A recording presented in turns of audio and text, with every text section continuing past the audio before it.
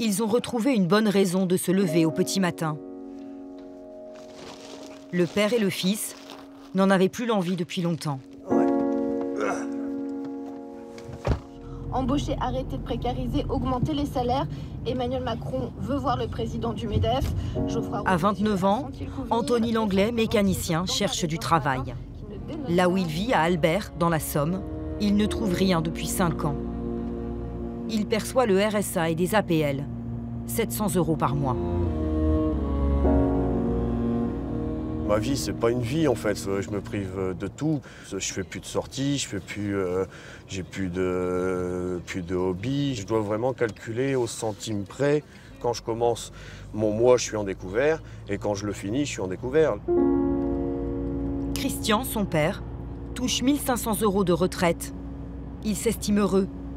Parmi ses 5 enfants, 3 alternent chômage et petit boulot. Ben oui, je suis inquiet pour l'avenir de tous mes enfants, quoi. Pour lui et puis de mes enfants. Parce que à l'heure actuelle, trouver un emploi qui dure longtemps, c'est fini. Depuis 18 jours, il se réinvente un quotidien en gilet jaune.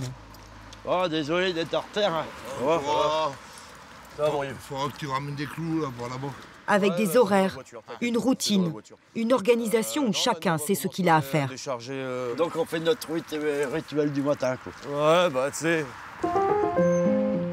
Une nouvelle vie qui s'est organisée sur ce rond-point, sous les klaxons de soutien, à la sortie d'Albert, une ville de 10 000 habitants. Oh, c'est parti. Ils sont une quarantaine à se relayer sur ce barrage filtrant. Bonjour messieurs, un petit croissant Hugo. Et les croissants du matin, ce sont les commerçants qui les offrent. Merci. Merci. Jacqueline vient de rejoindre le mouvement. J'ai 63 ans, mais je ne peux pas avoir ma retraite maintenant, pas avant 67 ans, parce que il me manque de trimestre, donc je suis demandant d'emploi. Donc je suis toujours à la recherche d'un emploi. Disons que j'aimerais bien, par exemple, comme beaucoup de monde, aller passer quelques jours, par exemple, à la mer ou avoir un petit peu plus d'argent sur mon compte. Bonjour madame. La plupart d'entre eux avaient le sentiment de subir et de souffrir seuls. Une famille, puis je suis sûr, c'est bête à dire, mais moi je suis prêt à faire Noël en famille, ici. Depuis que je viens ici, c'est mon but tous les matins de me lever. Et voilà, ça me donne une force en plus et de me dire, voilà, je sers à quelque chose. Bonjour. Les Gilets jaunes expriment désormais une colère contre le gouvernement et surtout le président Macron. Est-ce que vous seriez prêt à signer une pétition pour la destitution d'Emmanuel Macron et le remaniement du gouvernement? C'est le président des riches et des très riches. Pour Monsieur Macron, le petit peuple n'existe pas. Ici, à Albert, comme partout en France, les Gilets jaunes sont à l'origine d'une crise sociale et politique inédite.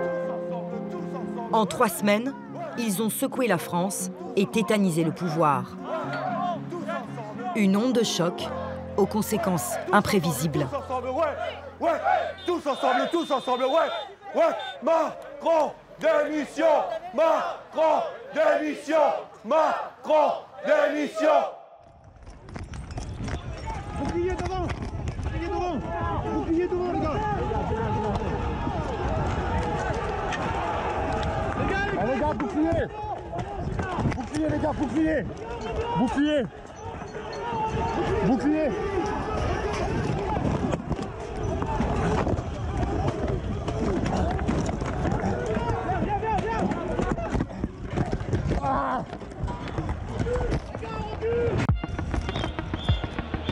Tout a basculé samedi dernier, place de l'Étoile à Paris.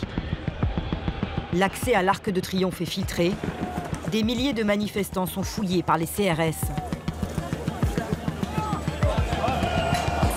Rapidement, la situation dégénère. Il est 9h30. Ces gilets jaunes tentent de forcer ce barrage.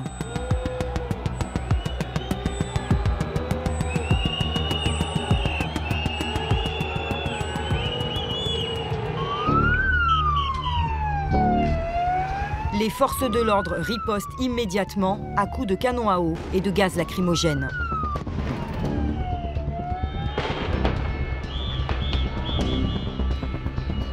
Des manifestants taguent l'Arc de Triomphe. Certains parviennent même au sommet, comme une provocation, un défi à la République.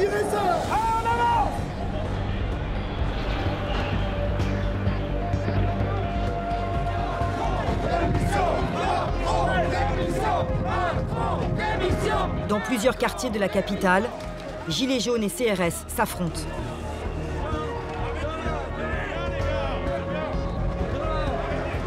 On était là, on faisait rien. J'étais comme ça. Je me suis pris des gaz lacrymaux. Et vous êtes là, normal. Vous vous regardez dans un miroir le matin. Y a rien qui vous gêne. Vous arrivez à dormir ou pas?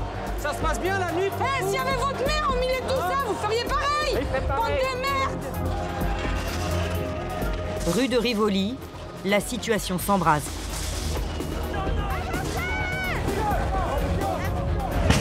« 112 voitures sont incendiées.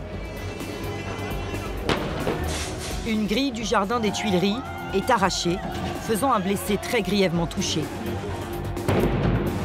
682 personnes interpellées, 250 blessés, dont 80 membres des forces de l'ordre. Près de 10 000 grenades, lacrymogènes, fumigènes sont dégoupillées ce jour-là.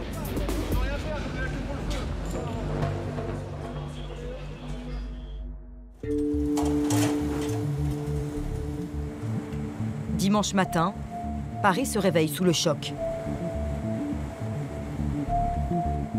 Les passants découvrent les dégradations, éberlués. Les équipes de nettoyage sont déjà à pied d'œuvre. Les carcasses calcinées sont évacuées.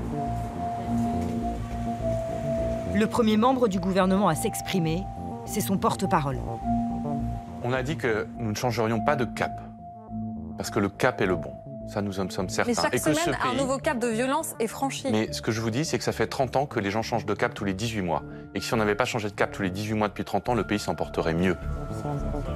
Au même moment, Emmanuel Macron revient tout juste du sommet du G20 en Argentine. Il se rend directement avenue Kléber pour constater les dégâts. Il félicite les forces de l'ordre. Allez, le vert, on suit.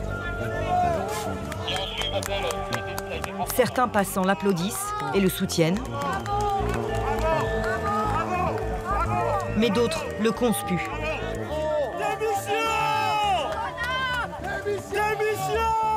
Mais qu'est-ce que vous attendez pour les riverains?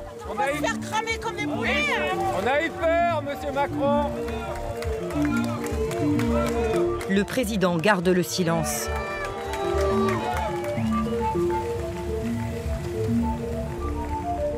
Le lendemain, alors que la réponse politique se fait toujours attendre, la riposte judiciaire, elle, est en marche.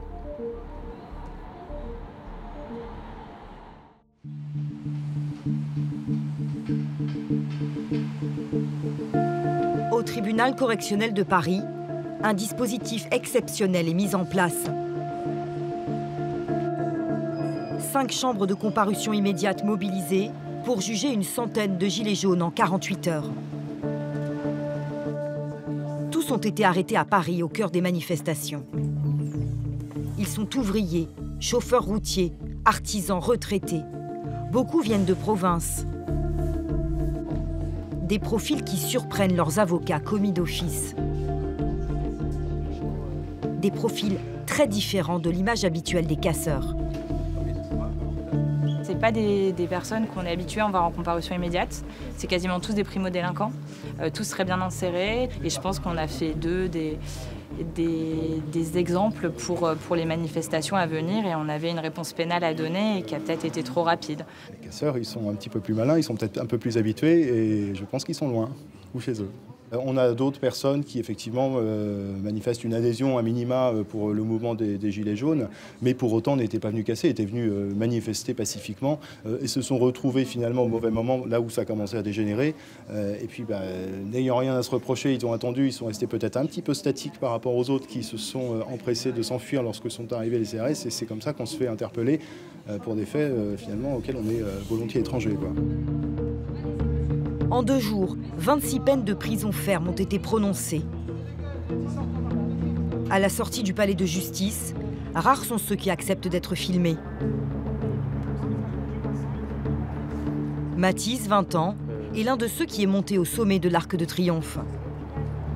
Après 48 heures de garde à vue, il a été jugé. Il appelle sa mère pour lui annoncer sa condamnation. Allô? Ouais, ça va? Ouais, ça va. Ben, je viens de sortir. Ouais, 1 an de prison avec possibilité d'aménagement. Poursuivi pour violence aggravée, cet étudiant en langues étrangères a été condamné, mais il n'ira pas en prison. Sa peine est aménageable. Bracelet électronique, travaux d'intérêt général, il ne sait pas encore. Ils me reprochaient beaucoup de choses que j'avais pas faites. Pas faites du tout. Et par rapport à une pièce que j'avais sur moi, ils m'ont reproché des dégradations. Il a déjà été condamné pour d'autres faits. Cette fois-ci, il se dit innocent. Et j'avais une pièce monnaie de Paris. C'est des pièces qui étaient dans l'Arc de Triomphe, du coup, ils m'ont reproché d'être à l'origine des dégradations.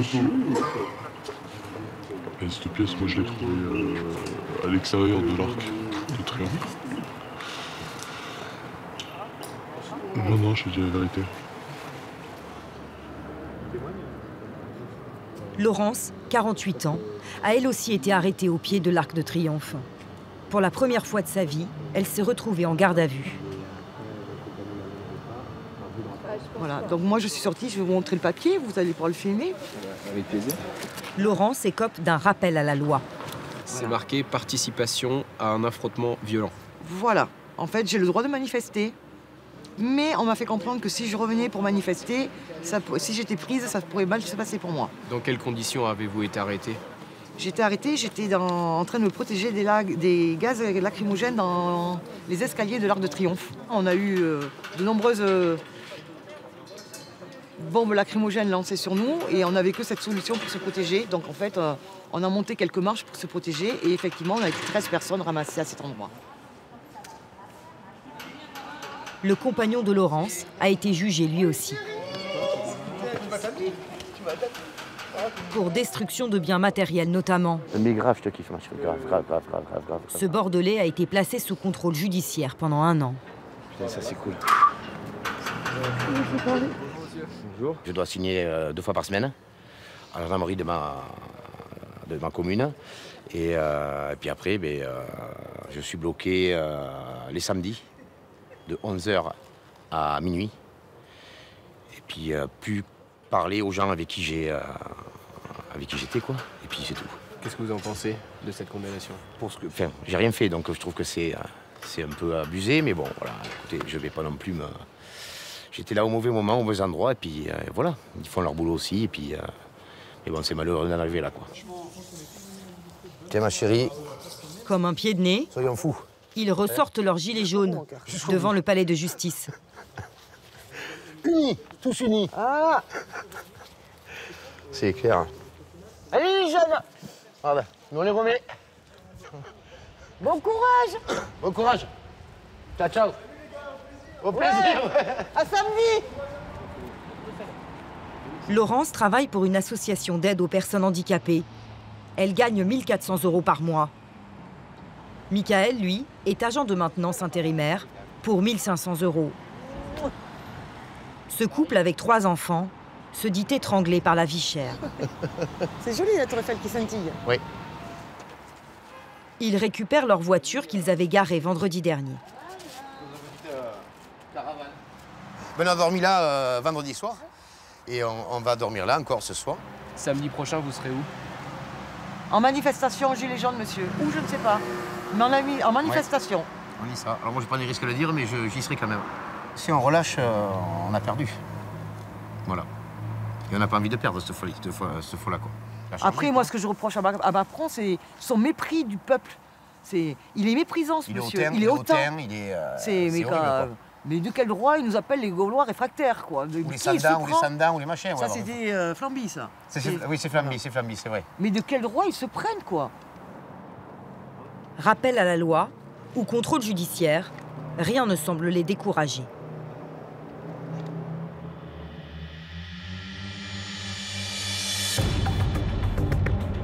Des gilets jaunes rebelles et sans représentants.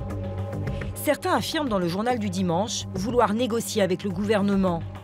Mais un peu plus tard, ils renoncent à devenir porte-parole, affirmant avoir été menacés de mort. Sur le perron de Matignon, les leaders des partis politiques, eux aussi invités, défilent. Mais toujours pas de gilets jaunes. Que la réunion ici se traduise par un Premier ministre qui nous annonce uniquement un débat à l'Assemblée et au Sénat n'est pas rassurant. Nous voulons que la méthode change. Jupiter, c'est fini. Il faut qu'il descende de l'Olympe.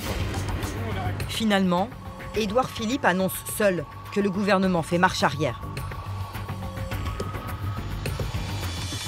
Mes chers compatriotes, cette colère, il faudrait être sourd ou aveugle pour ne pas la voir ni la entendre. Aucune taxe ne mérite de mettre en danger l'unité de la nation.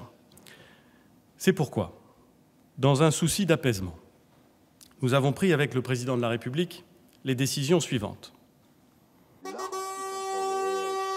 Sur le rond-point d'Albert, dans la Somme, les Gilets jaunes écoutent en direct le discours du Premier ministre. Ah, ils arrivent, ça commence. Ça commence. Mes chers compatriotes, depuis plus de 3 semaines, des dizaines de milliers de Français expriment leur colère sur des ronds-points. 3 mesures fiscales devaient entrer en vigueur le 1er janvier prochain. La hausse de la taxe carbone sur l'essence, le fioul et le diesel. Je suspends pour une durée de 6 mois ces mesures fiscales. Quand on met des Français de bonne volonté autour d'une table et qu'on travaille sérieusement, on trouve des solutions. C'est ce que je vous propose de faire. Je vous remercie.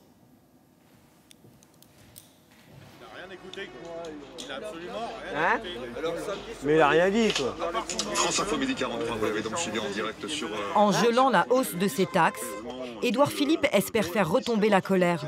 Mais pour ces gilets jaunes, les mesures sont insuffisantes. Mais en fait, c'est essayer de discuter pendant 3 mois avec nous pour la mettre encore plus profond. Mais là, il nous a rien dit, quoi. Moi, je suis en colère. Il nous prend vraiment en restant poli, hein, pour des cons, hein, désolé, mais là, pour des cons, parce qu'au bout du compte, il a tourné autour du pot, il nous a rien dit, à part dire que voilà, je vais faire une pause, je la mettrai plus tard, quoi. C'est pour nous calmer, quoi. C'est pour nous endormir une fois de plus, quoi. Geler les mesures, les geler, ça veut dire qu'à un moment, il fallait dégeler quand même, quoi. Je pense que tout le monde en a marre de ces trucs-là, quoi. Il n'y a pas moyen, ça sert à rien. Ce qu'il a dit là, ça sert à rien. Ça va encore déplaire aux Français. Et ça va... Il y en a pour certains pour lesquels ça va réactiver la colère, quoi.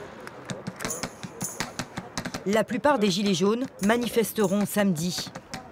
Certains appellent même à prendre l'Élysée. Les autorités redoutent une nouvelle flambée de violence. Elles craignent même des morts. Que vont-elles faire pour éviter ce qu'il s'est passé samedi dernier? Devant la commission des lois du Sénat, Christophe Castaner, le ministre de l'Intérieur, nommé depuis à peine 1 mois et demi, et son secrétaire d'État sont sommés de s'expliquer.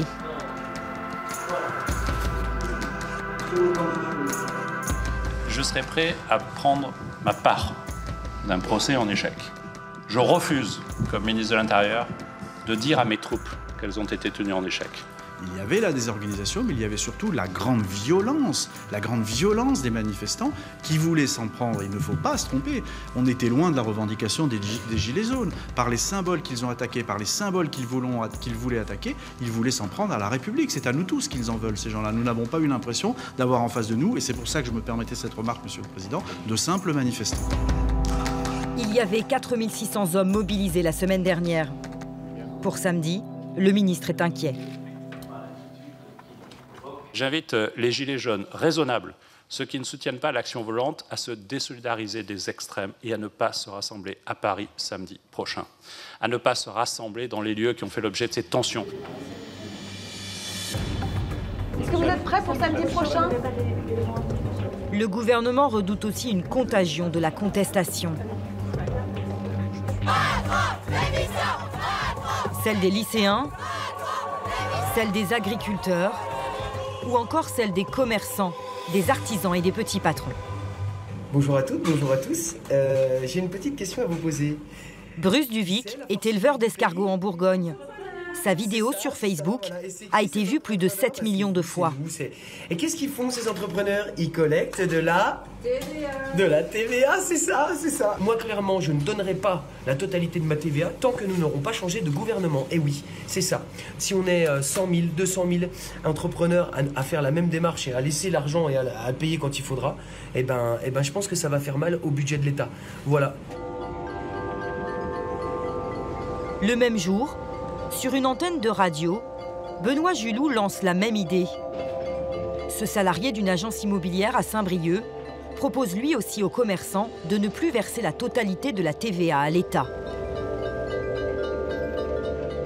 Le principe est tout simplement de payer la TVA à hauteur de 1 € mensuellement et de faire le reste du versement sur la caisse, compte de la Caisse des dépôts pour que cet argent-là soit bloqué. On a voulu taper et toucher aussi au portefeuille de l'État et c'était le meilleur moyen puisque la TVA est l'une des taxes les plus importantes sur la France. 155 milliards d'euros dans les caisses de l'État l'an dernier. À peine Benoît Juloux avait-il lancé son idée à la radio que le gouvernement contre-attaquait.